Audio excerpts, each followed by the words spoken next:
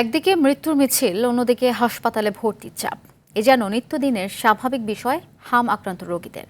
সম্প্রতি সময়ে হাসপাতালে ভর্তি হওয়া অধিকাংশ শিশু পুষ্টিহীনতায় ভুগছেন বলে জানান চিকিৎসকরা। ভিটামিন এ ক্যাপসুল সময়মতো টিকা না নেওয়া এবং বাল্যবিবাহ করা মায়েদের শিশুরা বেশি আক্রান্ত হচ্ছে হাম প্রাদুর্ভাবে। ফজলুর রহমানের ক্যামেরায় আরও জানাচ্ছেন বিপুল দেবরায়। বাল্যবিবাহ, যা এক সামাজিক ব্যাধি, এটি কেবল মানব অধিকারের লঙ্ঘনই নয়, বরং একটি সুস্থ, স্বাভাবিক ও প্রগতিশীল সমাজের বিকাশে অন্যতম প্রধান অন্তরায়। অল্প বয়সে মা হওয়ার পর নবজাতকও অপুষ্টি নিয়ে জন্মায়। এই শিশুদের শরীরে হাম প্রতিরোধ করার মতো পর্যাপ্ত অ্যান্টিবডি থাকে না, যার ফলে মা ও শিশু উভয়ে জটিল স্বাস্থ্য সংকটে পড়ে। বর্তমান সময়ে হাম উদ্বেগজনক হারে বাড়ছে। রাজধানীর অধিকাংশ হাসপাতালে ভর্তি হওয়া শিশুদের মায়ের বিয়ে হয়েছে 18 বছরের নিচে। এমন চিত্র উঠে এসেছে আরটিভির ক্যামেরায়।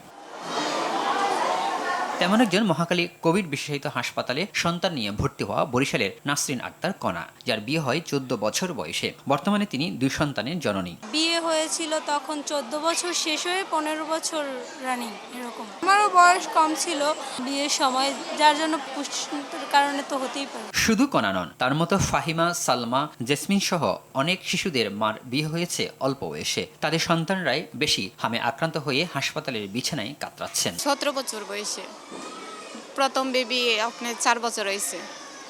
এখন এ বাবুর বয়স হয়েছে 2 মাস 23 দিন। আমি টিক্কা দিল হেগো হাম হয়, না দিল হেগো হাম হয়, নাহলে যে আমার বাচ্চারা আমি টিক্কা দিছি কেন হাম হয়েছে ওর। অপ্রাপ্ত বয়সে বিয়ের ফলে জন্ম নেওয়া বেশিরভাগ শিশু ডায়রিয়া, নিউমোনিয়া ও হামের মতো জটিল রোগে আক্রান্ত হয় বলে জানান এই বিশেষজ্ঞ চিকিৎসক। বয়সের আগে যেটাকে আমরা বাল্যবিবাহ বলি, সেটা কিন্তু অবশ্যই বাড়া ফেটে। সেক্ষেত্রে মা তো নিজে অপুষ্টির শিকার, এবং আমরা কিন্তু এরকমই পাচ্ছি হাসপাতালগুলোতে যে মা অপুষ্টির শিকার এবং বাচ্চা অপুষ্টির শিকার। যে বাচ্চাটা ডায়রিয়া থেকে শুরু করে নানা সমস্যা আগে থেকে থাকে, ওই বাচ্চা যদি হাম হয় ঝুঁকিটা অনেক বেশি। মাকে যদি একদমই অল্প বয়সে বিয়ে দেওয়া হয়, সে মা নিজের যত্ন নিবে নাকি বাচ্চা যত্ন নিবে? তিনি আরও বলেন, জটিল রোগ থেকে বাঁচতে শিশুদের পুষ্টির দিকটি অধিকতর গুরুত্ব দিতে হবে।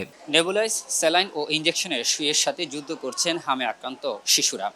চিকিৎসকরা বলছেন, পুষ্টিহীনতার কারণে অধিকাংশ শিশু এই হামে আক্রান্ত হয়েছে। তাই সুস্থ ও সবল শিশু গড়ে তুলতে হলে মায়েদেরকে আরও বেশি যত্নশীল হতে হবে বলে মনে করছেন তারা। বিপুল দেবরায়, আরটিভি, ঢাকা।